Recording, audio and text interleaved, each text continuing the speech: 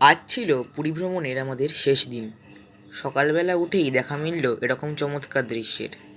সূর্যোদয় দেখার পর আমরা চলে গেলাম বিচে। হোটেলে ফেরার পথে খেয়ে নিলাম গরম গরম কচুরি। ব্রেকফাস্ট করে নিয়ে আমরা চলে গেলাম পুরীর বিচে চান করতে।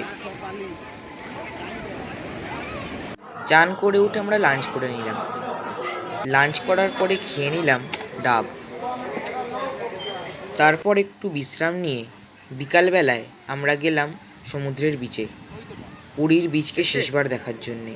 সেখানে খেয়ে নিলাম আরেকটি ডাব।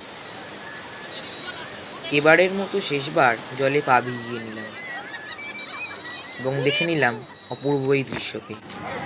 কিছুক্ষণ পরে আমরা বেরিয়ে গেলাম স্টেশনের উদ্দেশ্যে।